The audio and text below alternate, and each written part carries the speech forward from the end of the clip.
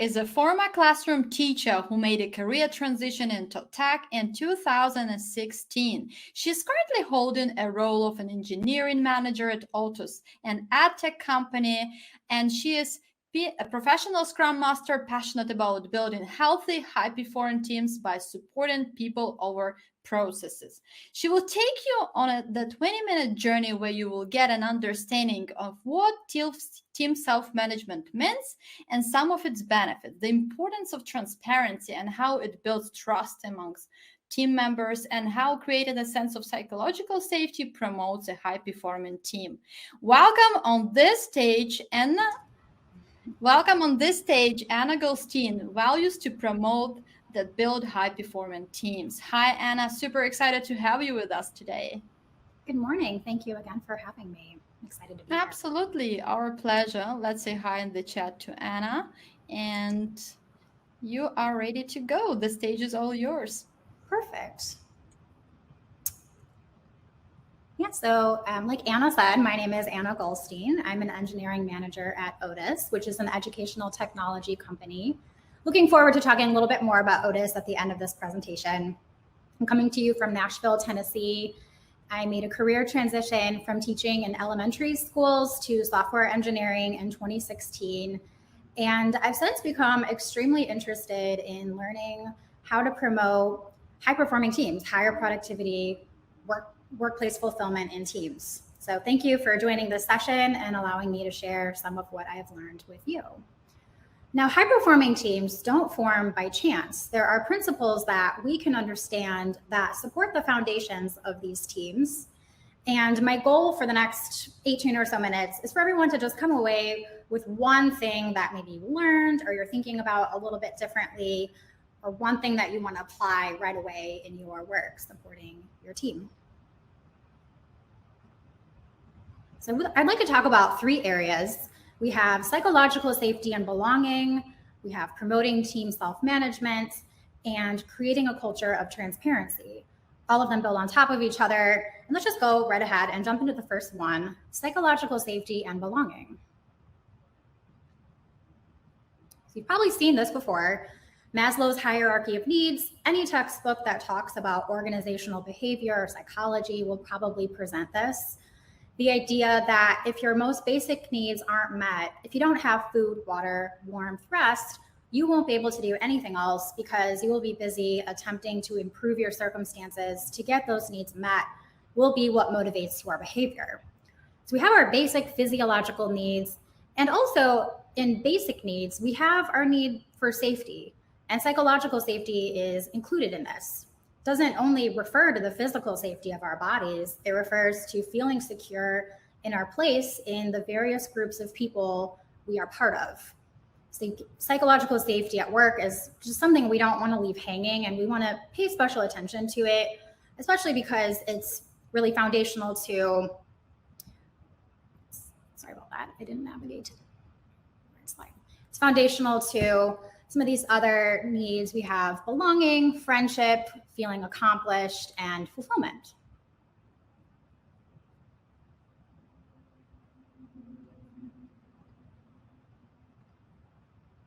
Psychological safety is defined as a shared belief that the team is safe for interpersonal risk-taking. In the workplace, psychologically looks like team members feeling safe to express their ideas, question things, try different approaches to solving problems, and to take risks without fear of negative consequences like retaliation or judgment, harm done to their self-image, or harm done to their career.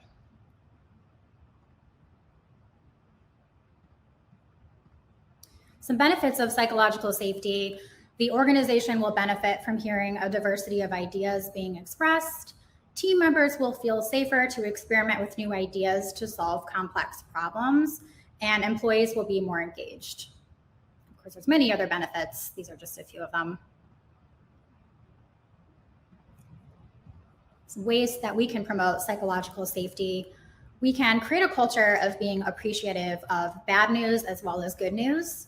We can personally adopt this mindset of there's no failure except failure without learning. We can model asking for help. We can model asking dumb questions, which this has really helped me to try to sort of get over this hurdle of being afraid to do that. And now I just sort of unapologetically will do that and just kind of get over that hurdle of not wanting to ask stupid questions, admitting errors. We can proactively ask questions of team members or our teammates. What's on your mind? What are you seeing? What concerns do you have? Open-ended, non-threatening questions. And we don't want to just assume that teammates know that we're available to talk if they ever have a concern. We want to make sure that we are asking these questions, not just one time, but continually. We want to make it more difficult for people to remain silent than to share any concerns. So psychological safety focuses on feeling safe to speak up and vocalize ideas without fear. And now I would like to talk about belonging. So belonging is about feeling connected to others as well as accepted for who you are. There's some words associated with a high sense of belonging. In addition to feeling safe to express ourselves in a group, humans need to feel included and accepted, feeling like we matter to the group and that we are supported and worthwhile. And then there's some words that are associated with a low sense of belonging. A person may feel isolated, they may be withdrawn, indifferent, disconnected. There was a great session earlier today by Rachel Shield that talked about some of the impacts COVID has had on women, especially their sense of belonging. So I would highly recommend going back and watching her talk if you haven't already. Just move on. So why should we care about belonging? We shouldn't require there to be a business case for promoting a high level of belonging on our teams, but there are many benefits that our teams and organization will experience if employees have a strong sense of belonging. Team members show increased job performance and are less likely to leave their jobs.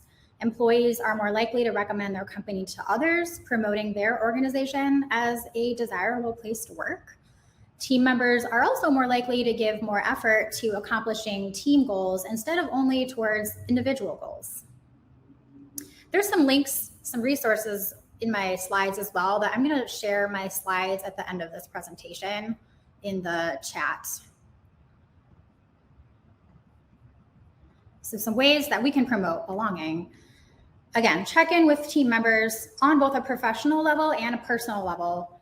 Going along with the word supported being in that list, being associated with belonging, we want to support team members in their daily work as well as their growth as humans and in their career. Be an ally, celebrate people being themselves. This is something we really give a lot of attention to at Otis. Team members should always feel like they have an ally in us and that we treat everyone fairly. Notice if someone is having a difficult time getting a word in a meeting and make sure to call on them. And then finally, we have grow as a leader, work to gather a diverse range of perspectives from lots of different kinds of people and use those perspectives to help us grow as leaders or as team members, and just being open to talking about our experiences in that growth. So I think we can really work to sort of build a bridge towards greater inclusion for everyone. So now we've talked about psychological safety and belonging. And the final topic I would like to go over, actually, it's not the final topic. The second topic I would like to go over, the second to last, is self-management of teams. Agile development has popularized this idea of self-managing teams. It's defined in the Scrum Guide as team members internally decide who does what, when, and how. It looks like a group of people working together towards a common goal. As a former teacher, I learned that when experiencing classroom management challenges, I first needed to ask myself why the students were not engaged.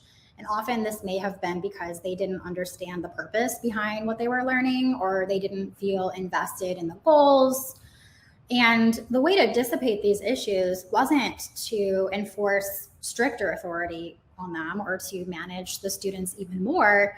It was to increase the students' level of engagement. So in the workplace, if we have clear goals that are shared and everyone understands what we're working towards, then everyone can be involved in deciding the how to get there. Continue talking about team self-management. Some things that we can do to promote team self-management. Facilitate conversations that ensure goals are understood by everyone. Everyone needs to understand the vision and the why behind the goals. You can also have team members be part of defining the vision. We can allow team members to define their own processes and how they want to organize their work. This can look like once a project kicks off, team members are collectively responsible for some management activities such as assigning daily work. And the team will be able to continually improve in their ability to manage themselves and organize their own work if they're continually reflecting on how they're doing, learning from mistakes. So you can see why this is a big reason why psychological safety needs to be strong in order to have a team that is able to self-manage and reflect on how things are truly going.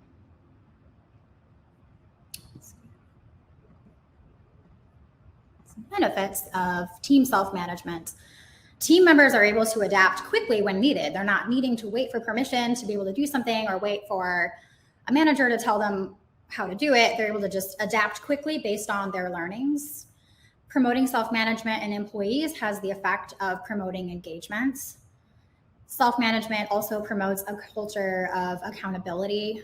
I know that when I've been involved in making a decision, I feel more invested in the outcome of the decision, and I feel like I have assumed more control over how it goes. And also, you'll see team members be interested in the outcome of the work and a little less interested in sort of who gets credit, et cetera. Okay, we'll talk about creating a culture of transparency. So this is the last topic that I would like to talk about is transparency. One definition of the word transparent is characterized by visibility or accessibility of information. Everyone has the same facts. If we're looking at something, if we're inspecting it, we want to make sure that we are inspecting the right thing, that we're inspecting the true state of something. I'll continue talking about transparency, some ways to promote. So as we get ready to wrap up, we can promote transparency by promoting psychological safety.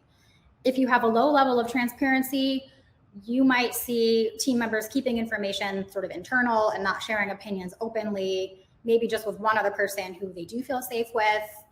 We should focus on creating an environment where making changes is valued and failing and learning is accepted. Also, that concerns are voiced before things become an issue. So going back to checking in with team members, just making sure that even the potential risk for an issue is identified. Something doesn't need to be a really big problem before we can voice it. Also, making work visible is really important for transparency. One sign that transparency could be better is if team members are afraid to show their work in its current state before they feel like it's finished and polished. We don't want that. We want work to be visible at all stages so that we can know how things are going and adapt if we need to. So that's something that we can support team members to that end, and we can model that for them and encourage them to just make their work visible throughout all stages of a process. And then finally, we have spend time with teammates, which sounds self-evident. I always think of if people are in a room together, everyone is able to tell how hot or cold the room is. Everyone is able to feel the temperature of the room. And, because they're in the room together. And so as a leader, as a teammate, if you want transparency, you will want to spend as much time in the room with your team as you can. Just spend as much time with your team so that you have the same facts as everyone else. You know the temperature in the room, just like everyone else.